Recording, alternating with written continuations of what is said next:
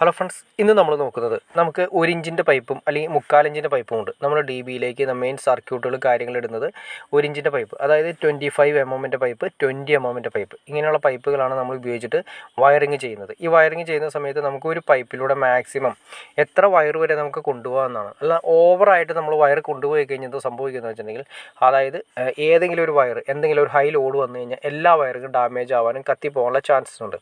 അപ്പോൾ നമുക്കൊരു പൈപ്പിലൂടെ വലിക്കാവുന്ന, അത്യാവശ്യം വലിയ പ്രശ്നങ്ങളില്ലാത്ത രീതിയിൽ വലിക്കാവുന്ന എത്ര വയർ വരെ നമുക്ക് വലിക്കാമെന്നാണ് നോക്കുന്നത്. ഇതിപ്പോൾ നമ്മൾ ചെയ്തിരിക്കുന്നത് ശരിക്കും നമ്മൾ വയറിങ് ചെയ്യുന്ന സമയത്ത് പണ്ടത്തെ രീതി അനുസരിച്ചിട്ടാണെങ്കിൽ 2-3 പൈപ്പ് ഉപയോഗിച്ചിട്ടാണ് ചെയ്തിരുന്നത്.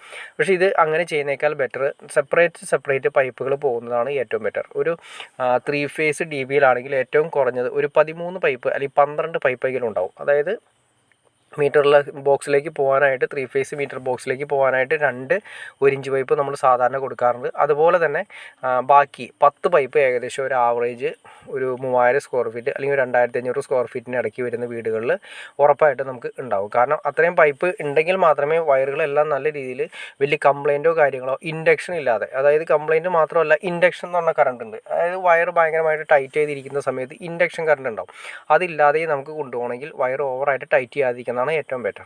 അതിന് നമുക്ക് നോക്കിയാൽ തന്നെ അറിയാൻ പറ്റും. ഇപ്പോൾ ഏകദേശം ഒരു 1 ഇഞ്ച് പൈപ്പിലൂടെ മാക്സിമം നമ്മൾ വലിച്ചിരിക്കുന്ന വയറുകളുടെ എണ്ണം നോക്കുക, ഒരു 16 വയർ വരെ മാക്സിമം നമ്മൾ വലിച്ചിട്ടുള്ളൂ. അതിന് മുകളിലേക്ക് വലിക്കാതിരിക്കുന്നതാണ് ഏറ്റവും ബെറ്റർ. കാരണം ഹൈ ലെവലിൽ പൈപ്പ് ടൈറ്റ് ആയി കഴിഞ്ഞിട്ടുണ്ടെങ്കിൽ ഇൻഡക്ഷൻ കറണ്ടും, അതുപോലെ തന്നെ ഞാൻ നേരത്തെ പറഞ്ഞ പോലെ, അതായത് ഇൻഡക്ഷൻ കറണ്ട് ഉണ്ടാകുന്നതിൻ്റെ ഒരു വലിയൊരു ദൂഷ്യവശം കൂടിയുണ്ട്. ഇൻഡക്ഷൻ കറണ്ട് ഉണ്ടായിക്കഴിഞ്ഞാൽ നമുക്കറിയാൻ പറ്റും, ചില ഫുഡ് ലാമ്പുകൾ, ചില LED ലൈറ്റ്സുകൾ നമ്മൾ സ്വിച്ച് ഓഫ് ചെയ്ത് കിടന്നാലും ജസ്റ്റ് ബ്ലിങ്ക് ചെയ്തുകൊണ്ടിരിക്കുന്നത് കാണാൻ സാധിക്കും. അതല്ല, ഇൻഡക്ഷൻ കറണ്ട് കൊണ്ട് ഉണ്ടാകുന്നതാണ്. അത് ഓവറായിട്ട് പൈപ്പിലൂടെ വയർ ടൈറ്റായി വരുന്നതുകൊണ്ടാണ് ഇൻഡക്ഷൻ കറണ്ട് കൂടുതൽ ഉണ്ടാകുന്നത്. അത് നമുക്ക് മാക്സിമം ഒഴിവാക്കാൻ പറ്റും. അത് ചില LED മാത്രമേ വരുന്നുള്ളൂ. എല്ലാ LED ബൾബുകളും അങ്ങനെ വരുന്നില്ല. ചില LED ബൾബുകൾ മാത്രമാണ് ബ്ലിങ്ക് ചെയ്തിരിക്കുന്ന അവസ്ഥ ഉണ്ടാകുന്നത്. അപ്പോൾ മാക്സിമം നമുക്കൊരു പൈപ്പിലൂടെ ഒരു മിനിമം എന്ന് പറയുന്നത് ഓവറായിട്ട് ടൈറ്റ് ചെയ്യാത്ത രീതിയിൽ നമുക്കൊരു 1 ഇഞ്ച് പൈപ്പിലൂടെ ഒരു മാക്സിമം ഒരു 16 വയർ, അത് തന്നെ കുറച്ച് ഗ്യാപ്പ് ഉണ്ടാകുന്ന രീതിയിൽ കൊടുക്കുകയാണെങ്കിൽ ഏറ്റവും നല്ലതായിരിക്കും. അതുപോലെ തന്നെ സെപ്പറേറ്റ് പൈപ്പുകളും കൊടുക്കുകയാണെങ്കിൽ ഏറ്റവും ബെറ്റർ ആയിരിക്കും. ഇതിപ്പോൾ നമ്മളൊരു പൈപ്പിലൂടെ വന്നിരിക്കുന്ന വയറുകൾ നോക്കിയാൽ തന്നെ അറിയാൻ പറ്റും. ഏകദേശം ഒരു 5-6 അല്ലെങ്കിൽ മാക്സിമം പോയി കഴിഞ്ഞാൽ 6-7 വയറുകൾ മാത്രമേ ഉള്ളൂ. അങ്ങനെ സെപ്പറേറ്റ് വയറുകളെല്ലാം തന്നെ ഓരോ സെക്ഷനിലേക്ക് ഇറങ്ങിയിട്ടുണ്ട്. അതെല്ലാം തന്നെ നമുക്ക് അറിയാൻ പറ്റും സെപ്പറേറ്റ് പൈപ്പുകളാണ് വന്നിരിക്കുന്നത്. അങ്ങനെ കൊടുക്കുന്നതുകൊണ്ട് തന്നെ മെയിൻ ഗുണം ഞാൻ നേരത്തെ പറഞ്ഞ കാര്യങ്ങളൊക്കെ തന്നെയാണ് ഉണ്ടാകുന്നത്.